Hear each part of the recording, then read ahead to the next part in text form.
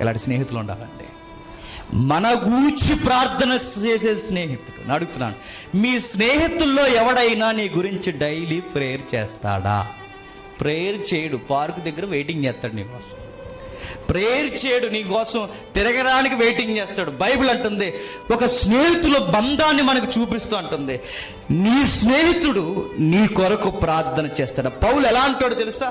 పౌలు ఎలాంటి వ్యక్తి అంటే ఆయన ప్రత్యేకమైన వ్యక్తులతో స్నేహం చేయాలనుకుంటాడట. బాగా ఆ మాట వినాలి.